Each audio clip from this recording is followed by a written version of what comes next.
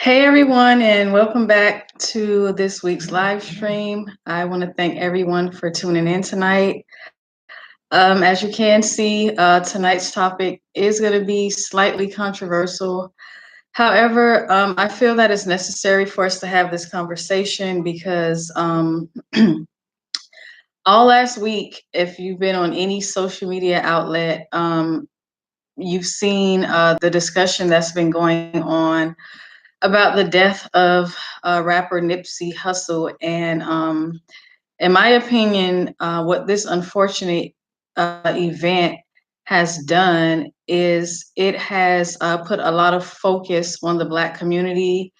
You have mainstream networks, just NBC, Fox, so on and so forth, and different publications talking about the death of Nipsey Hussle and the Black community. And it has sparked a lot of conversations about violence in the Black community. And, I've been hearing the sentiment from a lot of Black people within the community that we are our own worst enemy. I don't know if anyone heard what rapper Pusha T said. He stated that, the killer of Nipsey Hussle was worse than any white supremacy. I believe he referred to it as white supremacy at its finest. And it's been a pretty widespread topic. His death was very, very untimely, in my opinion. He was only 33 years old, and to just have his life taken away like that was very, very unfortunate. And my heart goes out to his family as they are grieving and dealing with his death. um, Another thing that was being widely discussed after everyone learned of his death and of the murder of Nipsey Hussle, a lot of people, they immediately thought that there was some foul play involved. And honestly speaking, I was one of those people. And I'll get into why I felt as if there was foul play involved in Nipsey Hussle's murder from higher ups in society. A lot of people thought that it was very disrespectful for people to be speculating on his death in that way. They felt that people were turning his murder into a spectacle because there were so many different dialogues and conversations going on about it.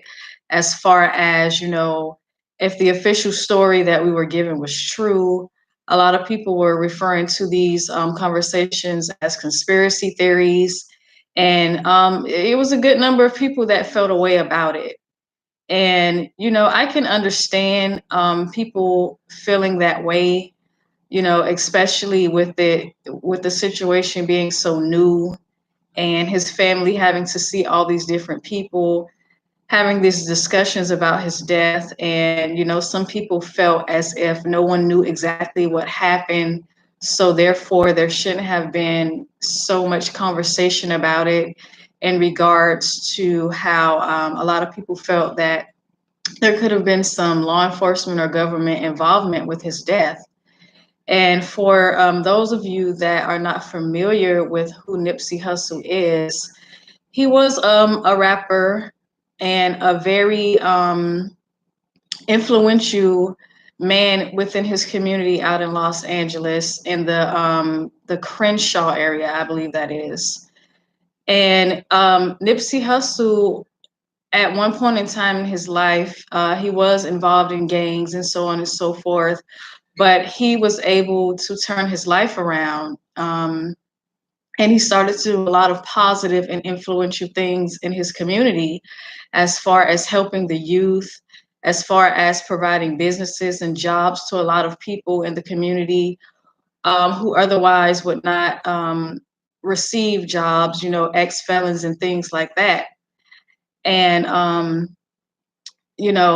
when you think about the way society is structured, because there's a lot of people that is saying, why would the government even care enough about, someone such as a Nipsey Hussle to even be involved in his death.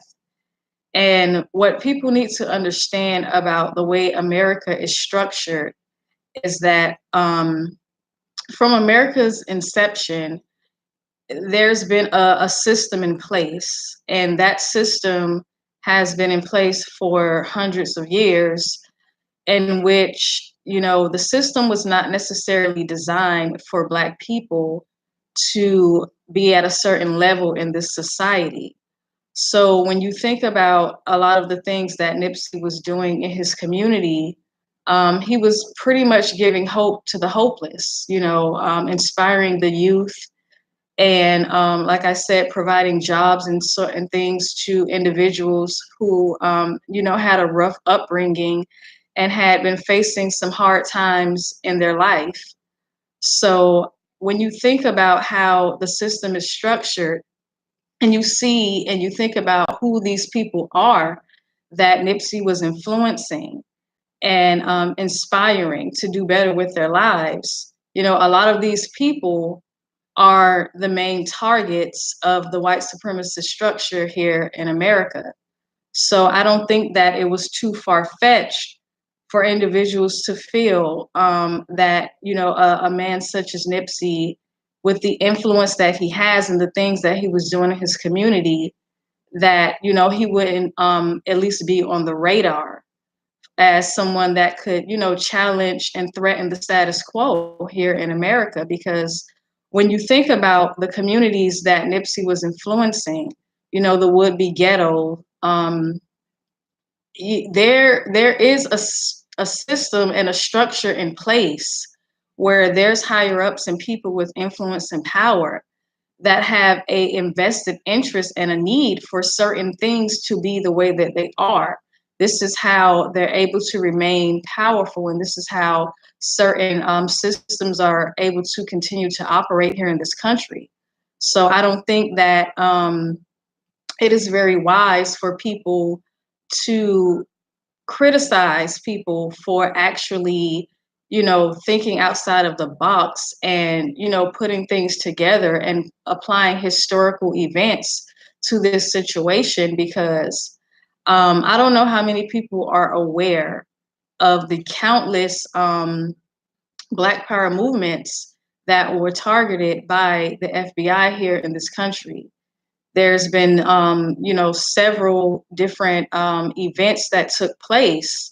And now with the Freedom of Information Act that we can go and we can look into these things, we see that there has been situations where the government has had involvement in the deaths of some of the most, some of the more influential people here in Black society, such as Martin Luther King, Malcolm X, certain members of the Black Panther Party, people that they seen as individuals that could shake up and, stir up the Black community here in America to come forward and, make some real changes and challenge the system as far as, the conditions of Black society. There's many communities within, Black society that are suffering, that are struggling, and are not really able to get a fair shake. And like I said, how all of this applies to Nypsey Hussle is Nypsey Hussle was inspiration to a lot of these downtrodden communities, and specifically where he was out in Los Angeles, where he was providing inspiration and taking his own money and doing lots of things to invest into these communities to turn the situations around within these communities. And when I heard about a lot of the things that he was doing, because I was familiar with Nipsey Hussle um, for a brief time before his untimely death. And I was watching one of Tariq Nasheed's live streams, and I got some insight on who Nipsey Hussle was, and he was a very positive man. He was a man that cared about his community. He was a man that, with his celebrity, he took his resources and he gave back to his community. And that's not something that you see with a lot of celebrities. They usually, get to a certain status and they leave the community behind in which they came from. So for him to be, with boots on the ground in his community and using his celebrity and his influence to impact the lives of so many children and so many people within that community that, were being exposed to things that they may have not otherwise been exposed to had it not been for the influence of Nipsey. If you're not familiar with some of the things that he was doing within his community, he had different business programs for the youth.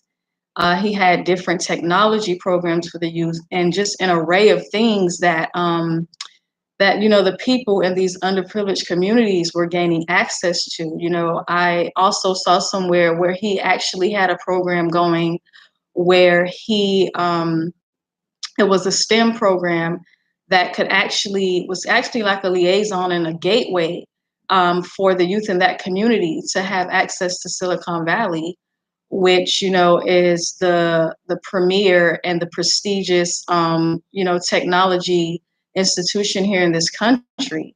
So when you think about how he was providing these opportunities to the community and giving the youth in these would-be ghettos is what they're referred to as, or the hood, or whatever you want to call it, um, you have to think about what are the most vulnerable communities in this country, and how there's powerful people within the institution, within the establishment, that stand to gain from the children in these communities being in those situations for life.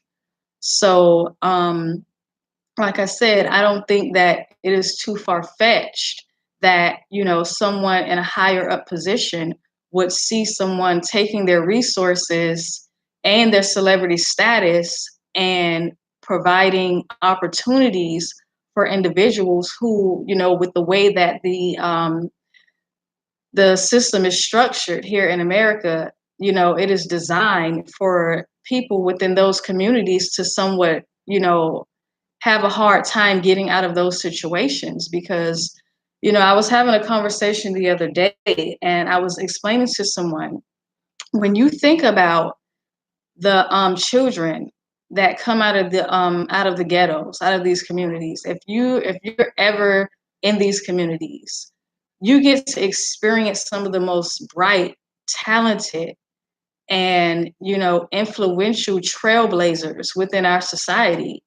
A lot of these children and a lot of these people are right there in these communities that are the quote unquote ghettos. Some of the best and the brightest.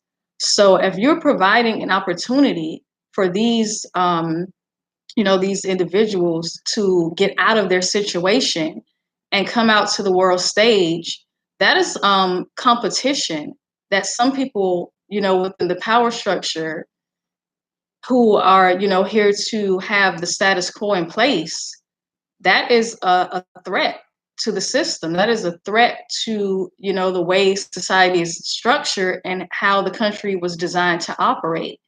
Now, a lot of people may not agree with that, but I would really advise you to study the history of this country, the origins of it, and who was supposed to be within the upper echelon of society and who was supposed to be on the lower end of society.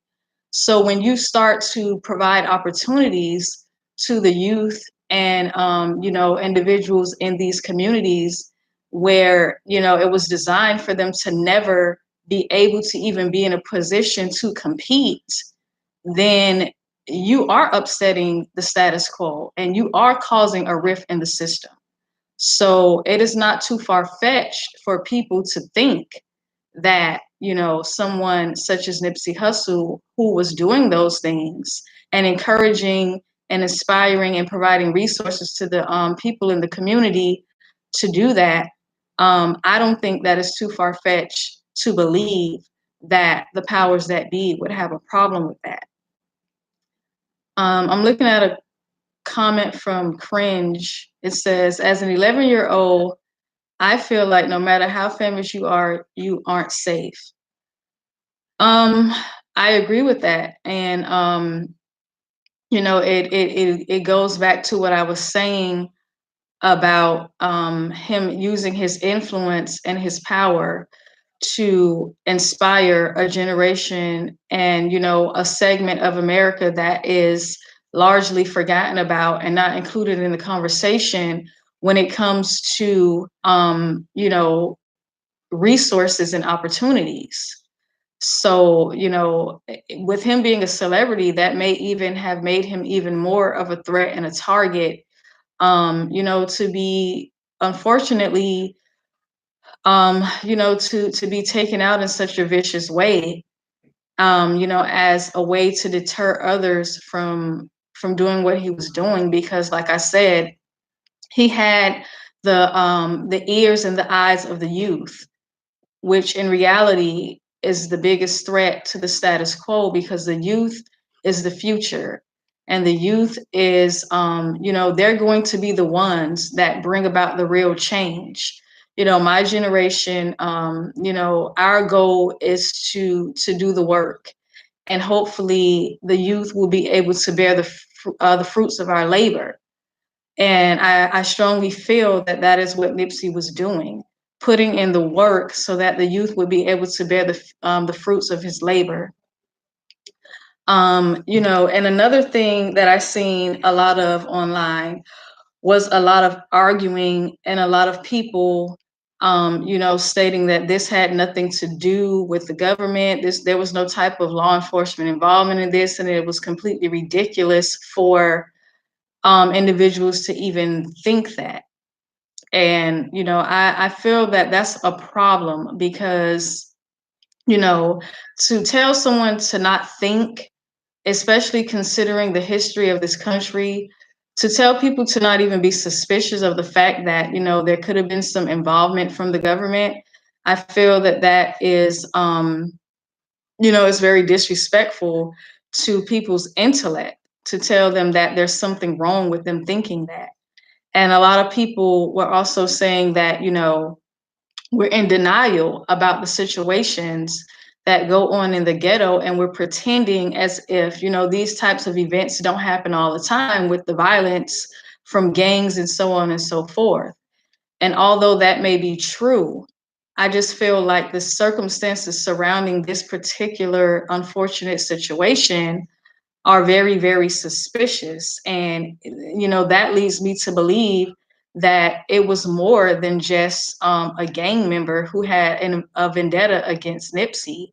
There's so many different stories that are going around about what happened, which also, makes this very suspicious for me, because when you start hearing so many different stories and so many different accounts, it starts to make you think. For example, there was a news report that came out on the LA Times website, where there was a young man that said he was there with Nipsey, and the alleged killer approached them and introduced himself as a rapper. So, that also led me to thinking, because the official story was that this was someone that Nipsey knew, and that Nipsey didn't want him around because supposedly the guy was a snitch. And, you know, just by definition of a snitch is someone that works with law enforcement. So even with that, I don't see how people could say, even if there's people saying that there was no government involvement, but then they turn around and say that the guy was a snitch. Well, by definition, for the guy to be a snitch, he would have to be working with law enforcement in some way. So, that raises a red flag right there. Also, as I was stating, the guy said that the alleged killer came up and introduced himself to him and Nipsey. So what that says to me with that account is that Nipsey didn't know who this guy was. So like I said, there's so many conflicting stories, which makes it very hard, to know what it is. And if it's something, it was just some gang member who had a vendetta against him, I don't see, why there needs to be so many different accounts of what happened, and why there's such a vested interest of so many people to say that this was not a conspiracy theory. I mean, if you go online, there are people that are making a concerted effort to deter people away from questioning the official story in this situation. And to me, that definitely raises a red flag, because I don't understand why there's so many accounts and so many people on social media that are going out of their way to sway people in the direction of questioning the events surrounding this unfortunate murder. In the comments section, Miss Arquay says, I appreciate what he was doing in the community and agree that he was a threat to individuals with alternative interests. But I didn't subscribe to conspiracy theories. I like to wait for details. Well, that's understandable. You know, I'm not saying that anyone should have just jumped on board and, you know, automatically got on board with the conspiracy theory, what people are referring to as a conspiracy theory.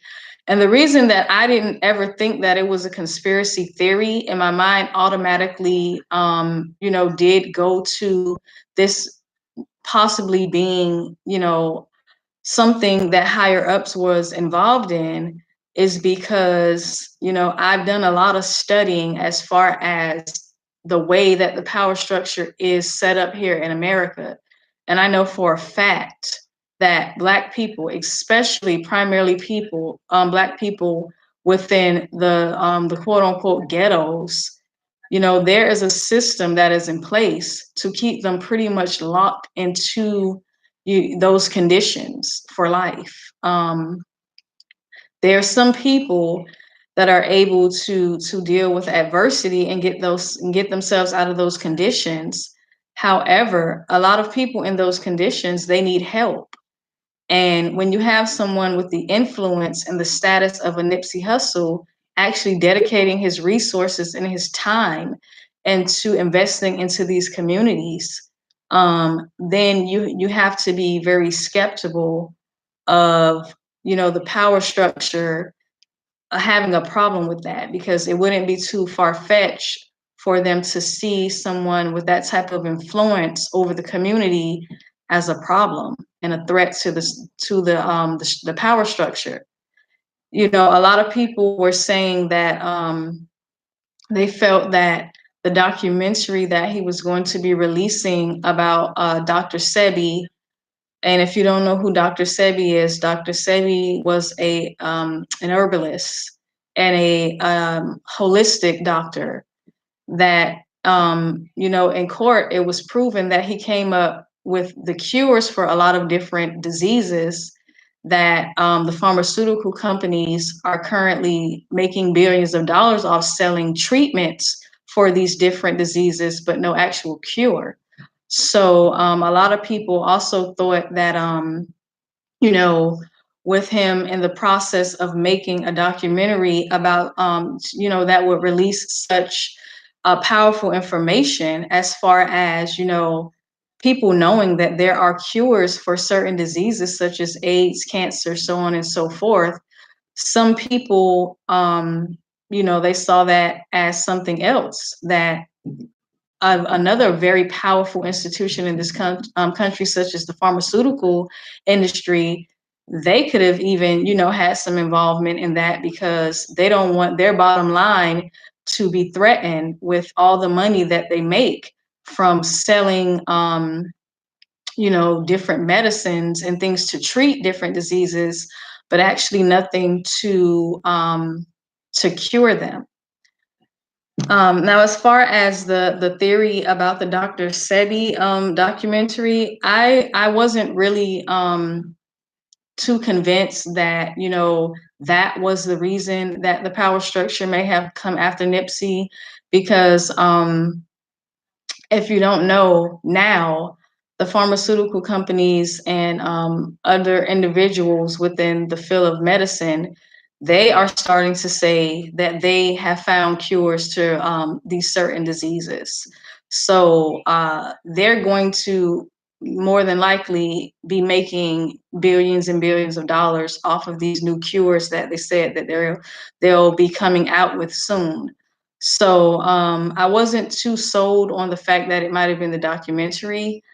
My outlook on it was upsetting the status quo to the point that, teaching the youth and other individuals within those communities about things that would make them a valuable threat and a viable threat and real competition when you think about how things are structured. For those children to be able to get a fair shake in life, that would level the playing field, and people would actually have to compete.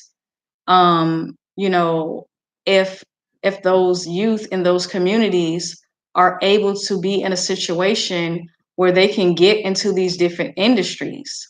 A lot of times when people come around to the ghettos, they're not coming to teach technology, business, entrepreneurship, real estate. These are all things that Nipsey was teaching, and different programs that he was about to implement within the community to teach the youth and other individuals these programs.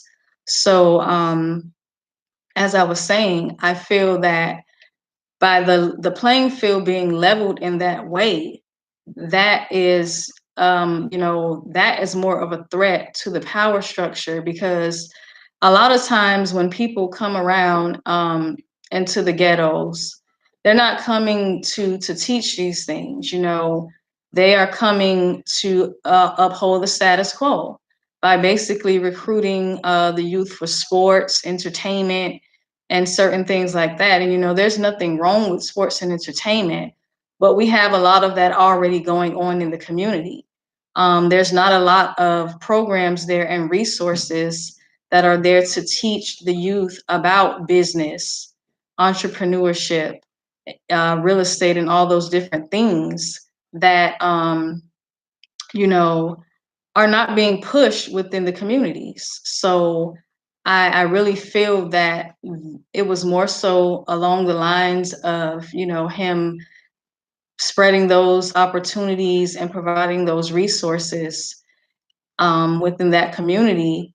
And I feel that, that was a really viable threat that people, they weren't willing to take a chance to see how far he would get in his efforts to uplift the community, because those different programs and things that he was doing, I personally feel that once people caught wind of that, that was something that would go nationwide, and you would start seeing other people being influenced by what he was doing and implementing those things in their community. So I don't feel that the power structure was really willing to take a chance to see how far that would go. And unfortunately, I do feel that they came after him. Another thing that I wanted to talk about was a lot of people, talking about Black on Black crime and how we're our own worst enemies within our community. Because I'm starting to see a lot of news reports come out from different publications, and these are mainstream publications. And, for some reason or another, they're starting to have all this concern and empathy for the Black community, as if they didn't know that these conditions have been going on within the community for generations and decades. I even saw one article where I believe this was CNBC or either the New York Times. It was one of the two of those publications where they were saying, is it worth staying in your community once you've reached a certain status in life? Should you stay? And, I found that to be quite interesting, because since when does New York Times and all these other publications have such a vested interest in if, someone such as Nipsey, who was at one point in time a gang member, why do they have so much interest in whether or not someone should stay in their community and uplift their community and help their community after they've reached a certain status.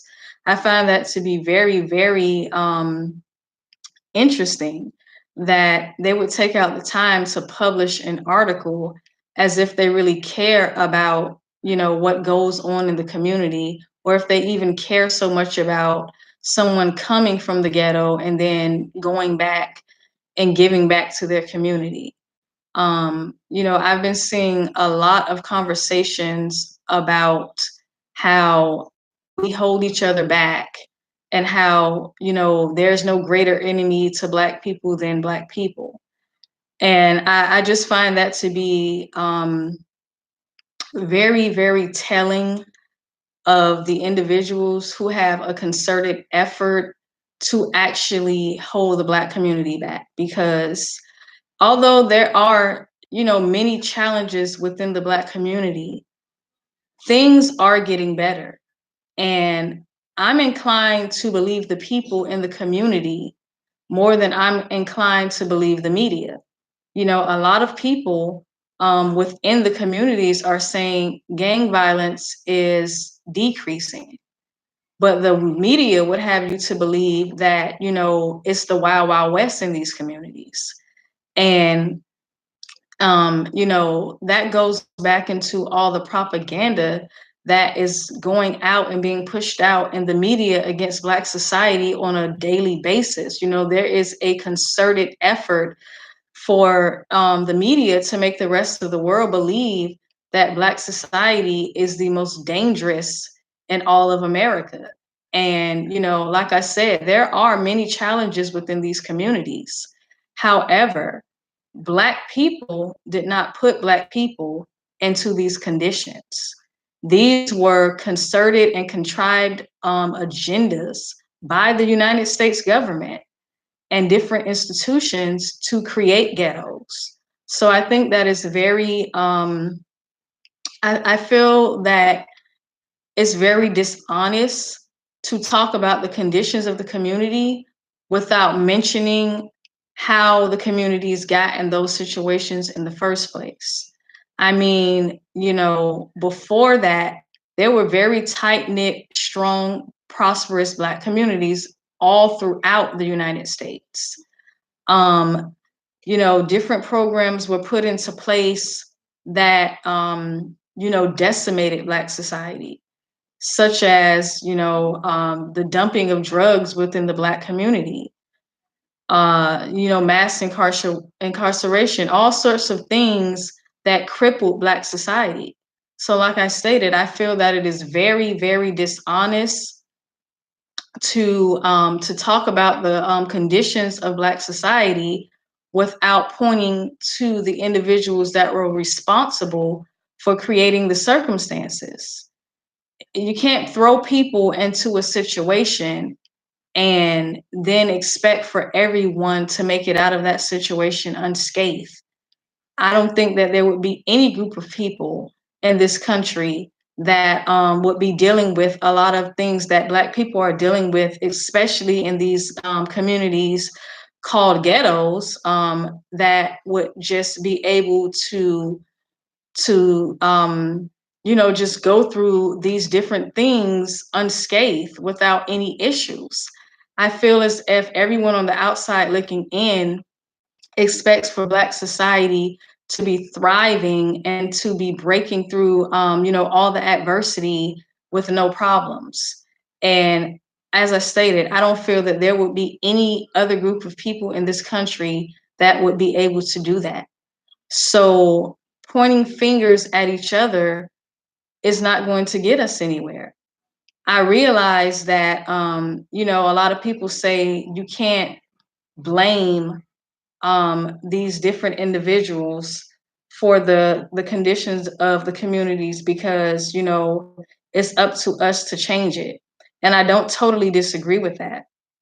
However, I do feel as if we don't take out the time to figure out how we got into this situation and who were the main contributors to the conditions that we see in a lot of Black communities, then we're not going to be able to come up with ways to combat the different things that are being pushed against us. You know, we can come together, we can unify and get ourselves into, you know, a better place. But if we're ignoring the, you know, the enemies of our communities, if we are ignoring them and we are letting them slip under the rug, then we will be in the same conditions all over again. We cannot just feel as if we're going to fix these problems without dealing with the enemies from the outside, because we can clean up our communities and we can deal with the enemies within. But if we're going to take all of the blame off of the enemies on the outside, we'll never make real progress. As I stated, there are so many propaganda mills running against Black society. There are so many people within the power structure of society that has a vested interest in keeping certain communities, primarily Black communities, in these downtrodden conditions. So I don't agree with all the people that are stating that we are our own worst enemies. I would like for someone to explain to me how we can be our own worst enemies when we don't have the power to subjugate ourselves and marginalize ourselves to be in these certain areas. We don't have enough power within this institution to be our worst enemies. Um, and if there's anyone in the chat that would like to chime in on that, because you know, if you are someone that feels that we are our worst enemies, I really would like for you to explain how and why you feel that is such, and why you don't think that it is important for us to deal with the enemies on the outside before we are able to lift ourselves up and put ourselves in the position that once we do clean up the communities, once we do change the structure of the community, that we won't have people coming back in and doing the things that have been done to us historically and still to this day, with all the targeting of our communities, you know, with the concerted efforts to keep us at the bottom of society. As I was stating, if we don't deal with that threat and that problem, and the real enemies of Black society, which are the ones with the power to marginalize us, the power to oppress us, as I was stating, there is no one in Black society that really has the power to subjugate another Black person. So I don't understand where all the talk of we're our own worst enemies is coming from. You know, there is issues within the Black community that is coming from people within the community, but largely, you know, by and large, we are not the worst enemies to our community. There's an entire power structure and system in place that is specifically and directly targeting the Black community. You know, I like to, you know, use historical context when I'm speaking. And, you know, one thing that I think about quite often is the Black Panther Party. And, you know, I really have admiration for the Black Panther Party because, you know, in their time when, with what they were able to do within the community before the party was dismantled by the government, um, for those that say, you know, the government doesn't have any vested interest in coming after these individuals in Black society, I think that a lot of people underestimate the influence and the power that Black people have in general. So to say that the government, you know, would not target certain individuals who have influence in the community, you know, I would encourage you to look at some of these documents that are available to the public, different FBI documents, and especially the implementation of a lot of things that J. Edgar Hoover, you know, a former FBI director, a lot of the programs that he had in place that specifically targeted Black society, one of the most infamous ones being COINTELPRO, where he, set up operations to specifically target the Black Panther Party, the leaders of that party, and other influential people in Black society. So, I would really encourage you to study history and see how it applies to present day events, because you cannot dismiss history. You cannot say that certain things are not possible if you haven't taken out the time to do the homework and study what has been done to other people, by the government within this society. Okay, so I'm back in the comments, and Forward Movement says we need to not be afraid to question things. Asking questions is not a conspiracy. Question everything. Um, yeah, of course. I totally agree with that. I feel that, as I was saying before, it's an insult to tell someone not to question what it is that they're being told, especially by the mainstream media. Um, you know, they're not going to give you the full story, because that is not what they're there for. By and large, the mainstream media is there to put out the information that their handlers are telling them to put out.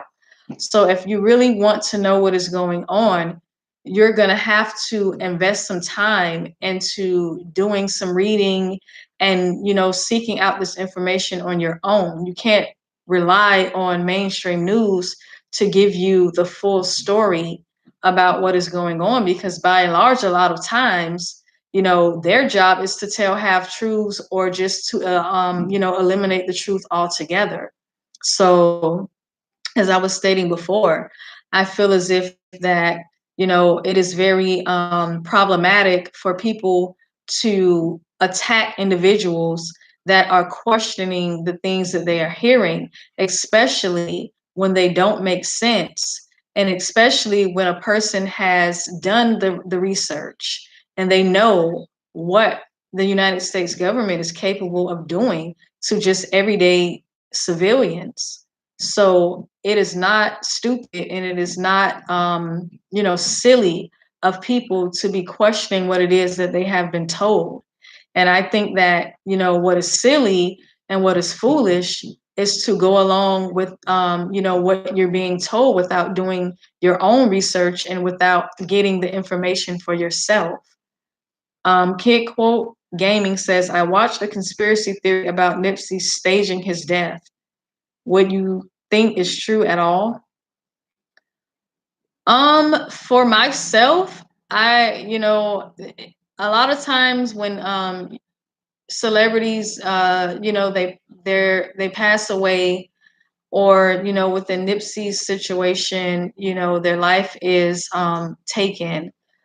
A lot of times people they do come out and say, well, the death was planned, or this could be for publicity. I can't imagine why he would want to do something like that. I don't think that, with everything that I stated before that Nipsey was aspiring to do in his community, and I'm sure that, once he was able to get his community going, that he would have branched out and took his, his programs to the national stage. I don't see why he would have any reason to actually do that. So I wouldn't agree with him staging this. I just don't see what would be the incentive to do something like that. So no, I can't. I wouldn't agree with that person. And I think that those types of conspiracy theories is the reason why a lot of people shy away from, what has been deemed as conspiracy theories. Honestly, I don't really like the word conspiracy theory, because I think that it's a deterrent um, from, people questioning things that they're being told that doesn't make sense to them. Now, there are some outlandish things that are being put out there. So, and to me, I honestly think that is being done to cause confusion and to make people who really have information that they can bring forward to make others think, A lot of times people put out things to confuse people and to keep people, bickering and arguing and not paying attention to the situation at hand. And by doing that, a lot of times things are able to slip out the back door, and it takes away from the main focus of the situation.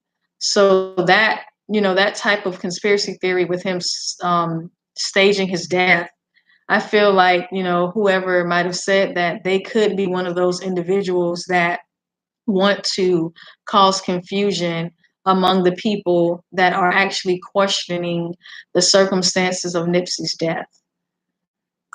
Ms. Sarquay says, I find that conversation so problematic. What is more valuable than uplifting the community where you come from? Yes, people will hate, but we can't be afraid if our own refuse to fear our own, I believe, is what she was trying to say. Um, what I have to say about that is, you know, we unfortunately it's something that we have to deal with.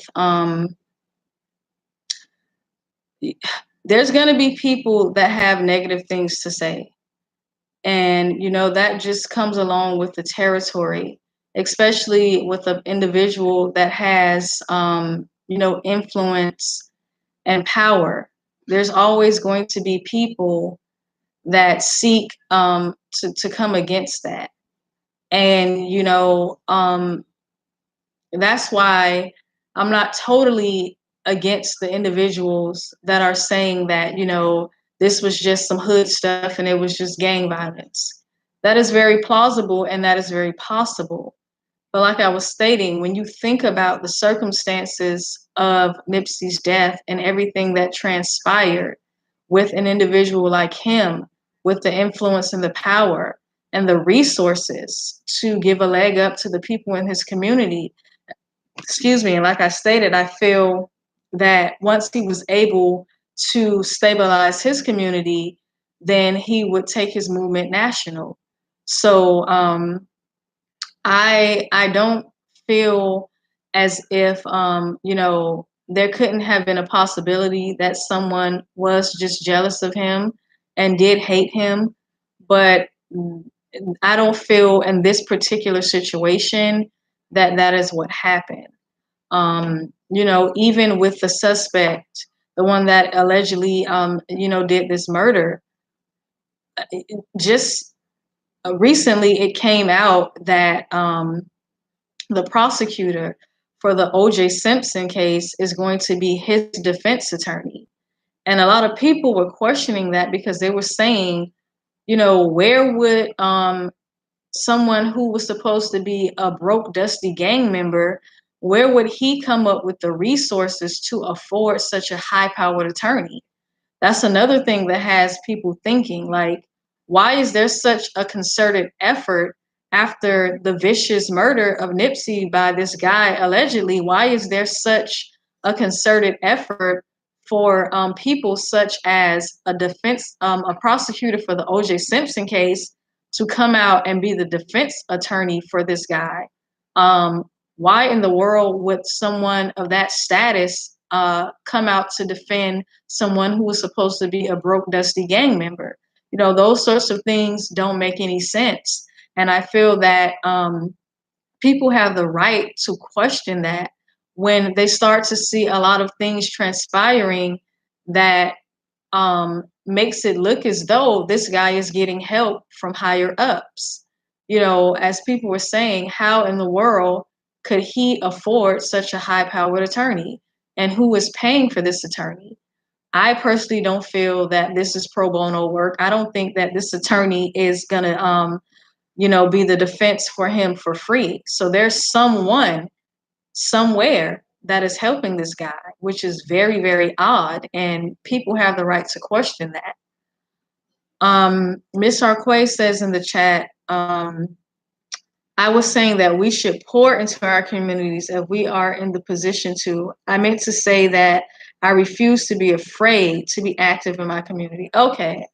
I see what you're saying. Right. And I agree with that. I wish more and more people was a Nipsey. I wish there was more Nipseys in the community. A lot of times when you have people with power and influence, such as Nipsey, using their resources to help their community, a lot of times it's a one man show, and it shouldn't be that way. There should be Nipseys all over the Black community with the resources and the power to change the conditions of the community. There shouldn't be, sprinkles of people here and there doing that. Um, I feel as if individuals that have been able to propel themselves to a certain status in society, they should definitely use their resources and help the community. A lot of people say you shouldn't be counting other people's money and you shouldn't be telling people to do with their money. And, there's some validity to that. However, I don't see how we think that the conditions of the community are going to change if the people with the resources and the influence to do something are running away from the community opposed to uplifting the community and coming back to provide resources to the community. So I feel that it was very, very commendable what Nipsey was doing. And, unfortunately, in his situation, it was also very dangerous because I honestly feel as if, Nipsey was ruffling the feathers of some very powerful people with what he was doing. And, that's why I say there shouldn't be, someone such as Nipsey should not be a one man show.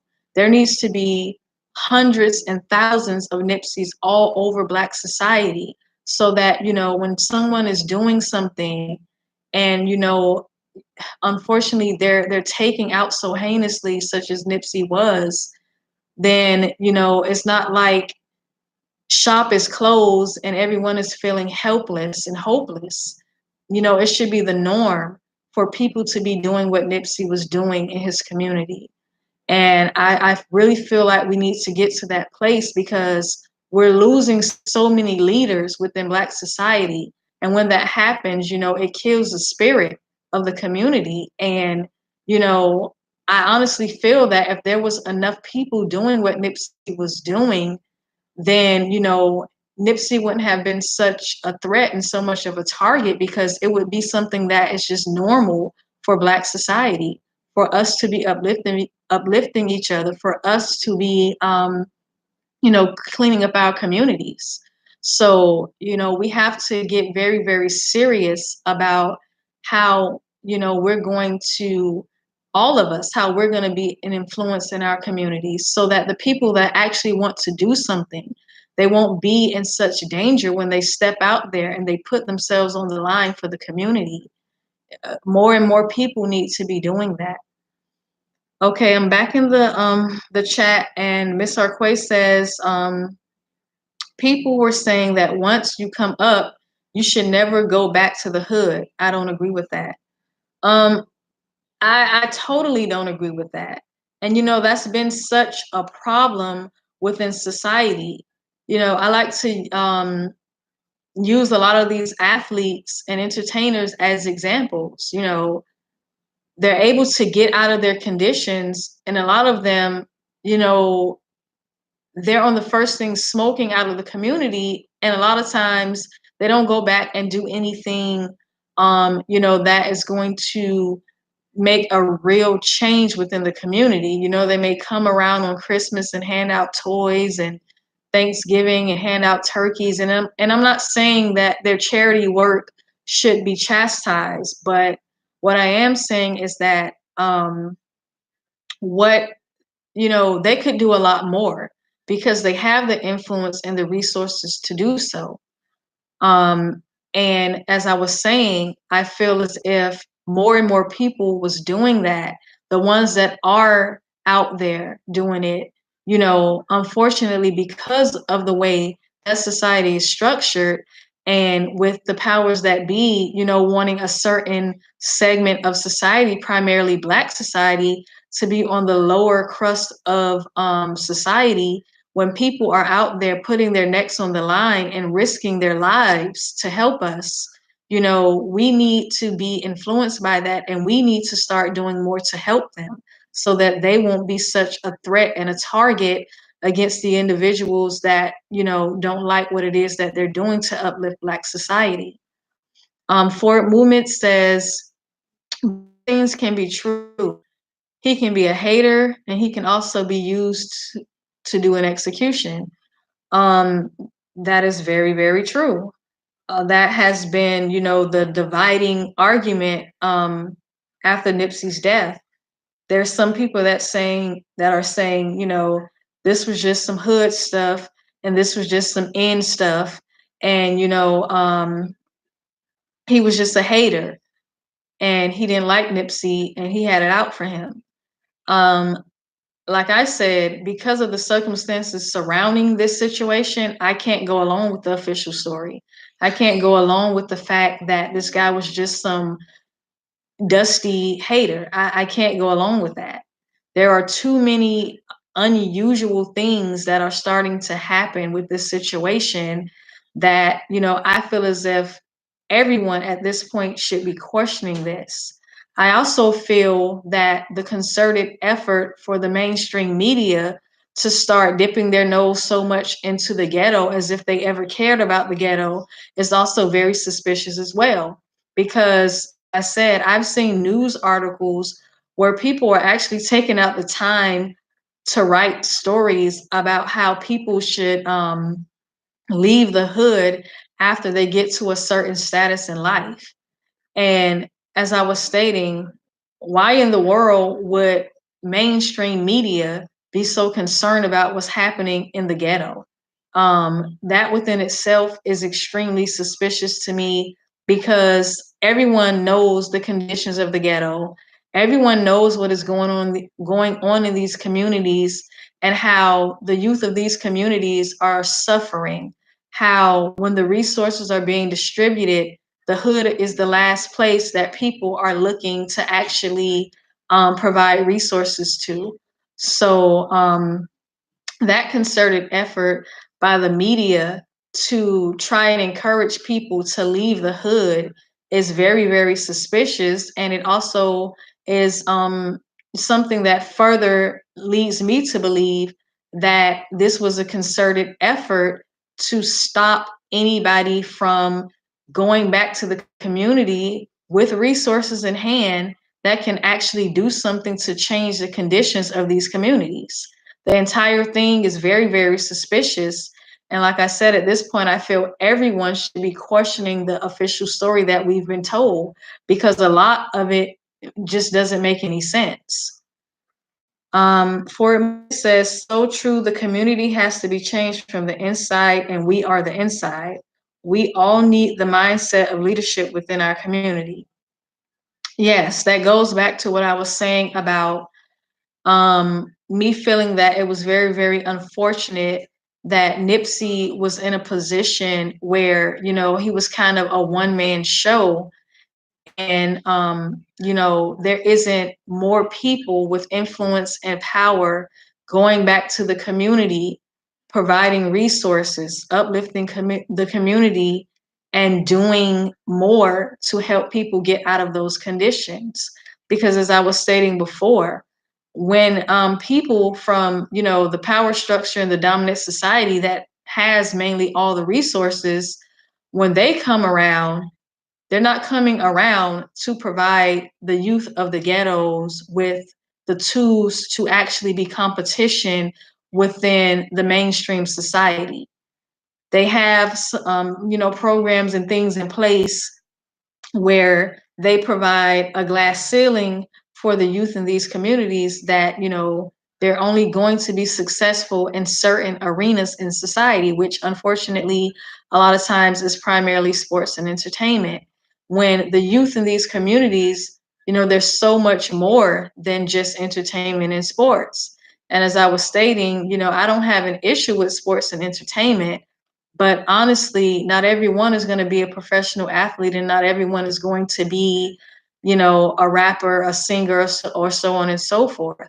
So by providing the youth with these opportunities to be able to compete in these fields that they would otherwise never have access to, I strongly feel that that is our responsibility.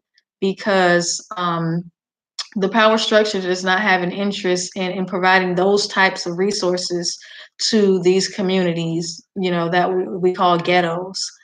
Ms. Sarquay said, did you see the debate between Killer Mike and DJ Envy, where DJ Envy was saying that people shouldn't send their kids to public schools if they are able to send them to private ones?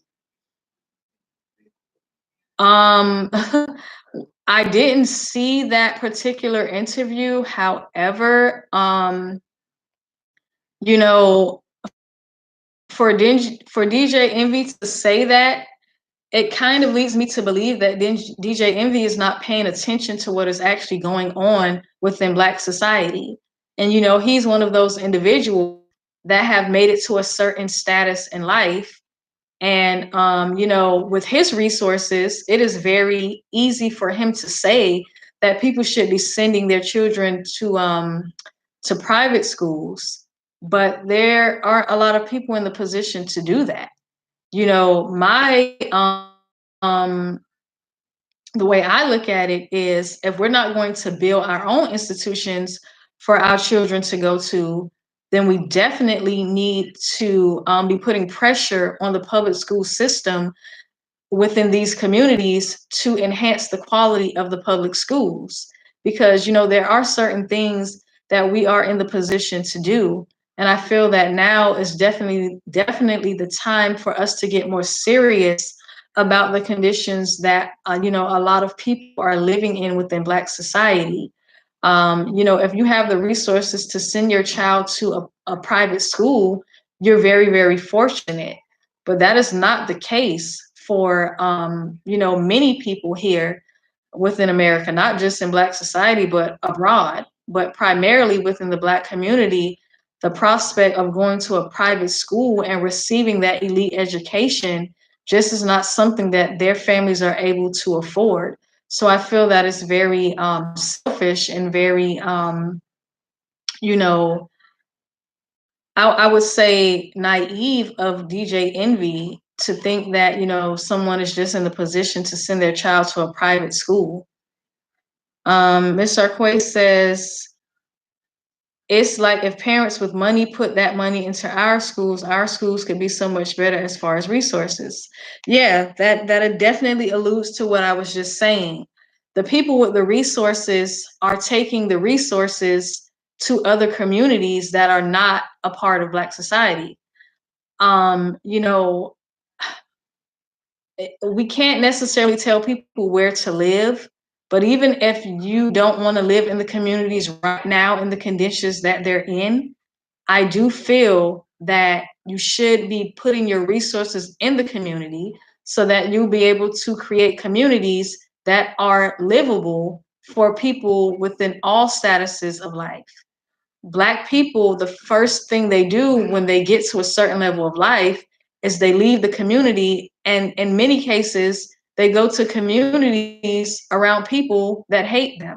I feel that that is completely that's completely counterproductive, because a lot of these people, in many situations, they're getting their bread and butter from Black society, or within Black society, that is how they catapulted themselves into certain positions.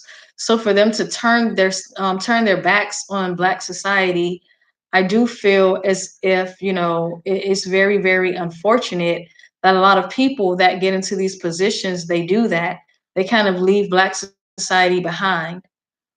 For Movement says, I agree with all you are saying about people monetary resources, but I feel more importantly we need to understand that through self-pride and pride of community, um, will attract the ones with resources. It's gonna take more than monetary resources to do that.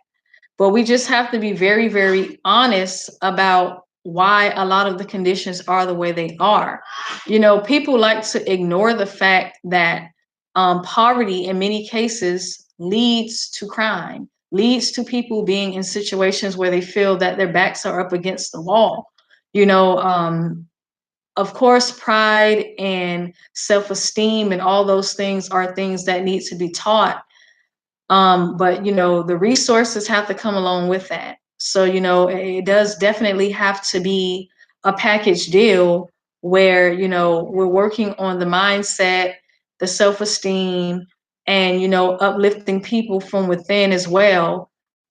But, that alone is not going to do it. The resources have to come, because you have to think about a time in society where a lot of these things that aren't going on in the community, as far as crime and other things happening, you know, we still needed the resources to be able to put ourselves into certain positions.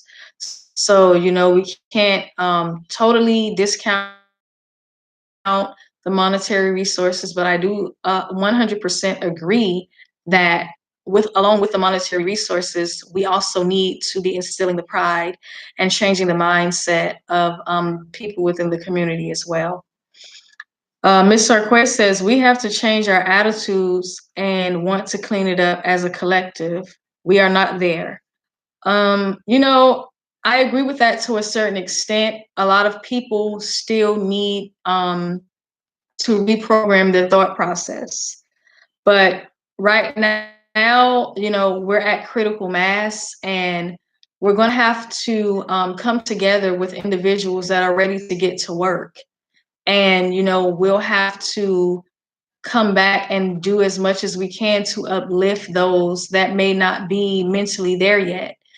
Conversations like this are very, very important because, we can share these videos and people can get insight from the conversations that we are having. And, it's my goal to influence people to change their mindset. So, that was one of the main reasons I wanted to create this channel, was to talk to the community and do my best and do my part to influence people to change their mindset, and also influence us to invest more into our communities. Take out the time to provide resources to the community, talk to the youth, influence, the community, because we just have to be very real and very honest about the situations that by and large, that Black society is in. The communities, we need a reemergence. We need to come together and do the best that we can to change the conditions of the community. Forward Movement says the men of the community need to step up to clean up that in itself will attract more monetary resources. Um, as I was stating before, I don't disagree with you, Forward Movement. Excuse me. I totally agree that um, cleaning up our mindset and cleaning up our communities will be, somewhat of an incentive for people to come back. I totally understand what you're saying. Um, you know, but I feel as if those people shouldn't have abandoned their communities to begin with. There's nothing wrong with, wanting to see more of the world and wanting to, be involved in other walks of life.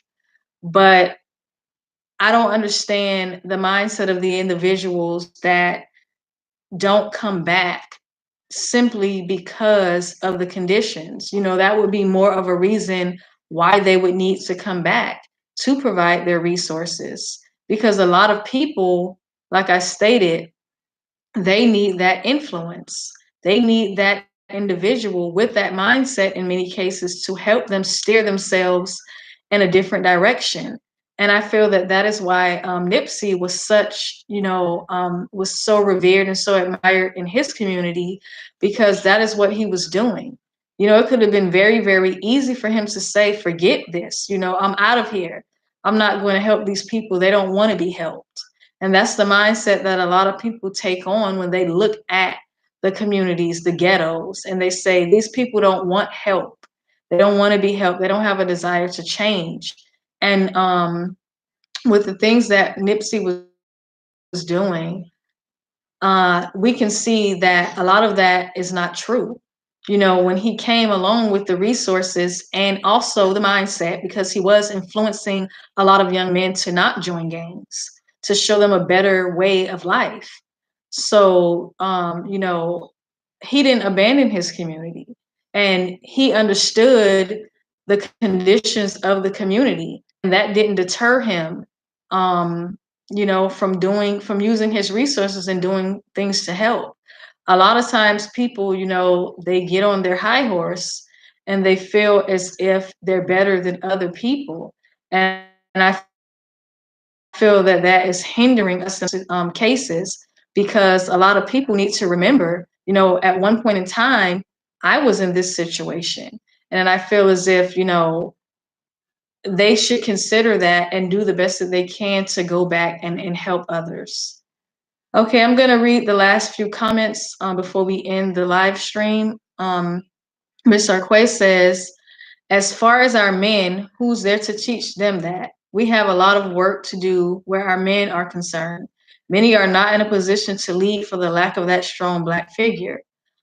Um, that is very, very true. As I was stating before, with a lot of the things that happen to the Black community, a lot of men, unfortunately, they had that male figure snatched right out of their home with mass incarceration, with things like the crack epidemic, where the government intentionally targeted Black communities to make them the subjects of the drug war, to be able to put more Black men in prison.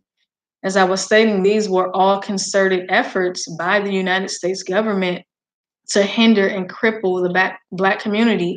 So we are dealing with a lot of broken men within the community, and a lot of them were not taught. And that is why I say the ones with the mindset, the influence, and the resources, they need to come to the forefront to lift their brothers up by the hand and show them a better way.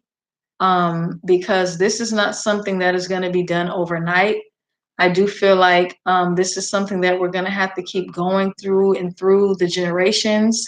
But I feel like at this moment in time, we have the opportunity to put our footprint on history by changing and shifting the tide for a lot of things that are happening within our communities. We all have the power to do something. We all have the power to be an influence within our own right. Everyone is not going to be able to do it the same way. Some people don't have the monetary resources. Some people don't have the mindset. But if we come together and everybody adds to the pot what it is that they're able to contribute, I do feel that within this generation, we can see some real, real valuable changes taking place, because that is what we need to happen moving forward. Like I said, I don't feel that many of us will be able to benefit from the fruits of our labor. But I think that we need to think about the generations that precede us and what it is that we're going to do to make their living experience much better than ours. Um, Forward Movement says, but people that make it out of the community don't come back are the minority of the community. I'm confused by that comment. People that make it out of the community and don't come back are the minority. Why do you feel they are the minority of the community? Because a lot of people with power and with a certain level of power and influence, a lot of times they don't come back and put boots on the ground in the community in a way that is actually going to shift the culture. So I'm not really understanding what you meant by that forward movement. I don't know if you're saying that. You're going to have to elaborate a little bit more on that comment, because I'm not really understanding what you meant by that. But as the way that I'm reading it, it seems like you're saying that majority of the people, they do come back to the community. But I'm not really, really sure if that's what you meant by that. So I don't know if you want to elaborate more on that before we close out. But as I was saying, I really, really feel that, with everything that is going on, with a lot of things that we are seeing happening, a lot of people, a good number of people that have been trying to do their best to uplift the community, things are very, very dangerous for them. I think that we need to provide a protection mechanism for these people. I feel like we need to keep our eyes and ears open so that we can be more aware of what's happening in the communities. And this needs to take place nationwide in Black communities all across the nation. We need to come together a lot more, and we need to begin to provide protection for one another. We need to really have each other's backs, because this situation that happened with Nipsey was very, very unfortunate. And, I just feel like there could have been more protection for him. And it's just very, very sad. And, my heart goes out to his family and everyone who knew him. Many of us didn't know him personally, but we can definitely relate to how it feels to lose a loved one and someone that's very close to us in such a horrible way. So, his family is definitely in my thoughts. And, it's just very, very unfortunate, the situation that happened. For a Movement says, the community is very the community is very large. The people that make it out and don't come back are the minority of the community. We can't change the community by worrying about what the minority of the community is doing. We need to put our focus on what the majority is doing. Um, yeah, but it shouldn't be a situation where people are trying to make it out of the community. Um, and I understand what you're saying. Because of the conditions of the community, people want to make it out of the hood. You hear people say that a lot. They're doing whatever they can to make it out the hood. And I'm saying what we need is a re-emergence. We need to eradicate the hood, because the hood has never been good to Black people. The hood has never been good for Black people. There shouldn't be a such thing as a hood, because when you think about the hood, you think about crime, poverty, degradation, all sorts of negative things. We need viable Black communities. It's time to eradicate the hood. That is my strong opinion. It is definitely time to eradicate the hood. There's no more room for the hood in Black society. As I was stating, the hood has never been good to Black people. Those hoods are government creations, and that's why there's no resources there. Um, the people that make it out of the hood, the reason I feel that they should be coming back is because they should be coming back to change the conditions of the communities, so we don't have to worry about people living in those conditions and being in the hoods. As I was stating, you can't tell people what to do. But it would be a great thing if the individuals that were able to obtain resources that could be an asset to the community, if they would come back and lend a hand to the community. But I don't totally disagree with what you're saying, because as I was saying before, all of us has the we're in a position where we may not have as much to give, but we can all do something. Little by little, we can put our resources together to make the changes. For a Movement says, that's why we need to change from within. I completely agree with you. I totally agree that the true change, the grassroots change, is going to come from within the community. But as I was saying, a lot of these people that get into these positions, they come from the same communities we come from. So I would like to see, more of an effort of these people to come back to the community and uplift it and provide the resources, so that a time will come where the conditions that we are in cease to exist. And, that's how I feel about it. We need to eradicate the conditions that come along with living in the hood. That is something that needs to be a thing of the past in Black society, because we can do better and we deserve better. We haven't put ourselves into these conditions, but it's definitely up to us to take ourselves out of them. Um, so, I want to thank everyone for joining the live tonight. It's always a pleasure to be able to speak to each and every one of you. If you're here and you haven't subscribed to the channel, please click subscribe. Also, please like the video. When you like the video, what it does is it puts the video in a higher ranking so that more people will be able to see it.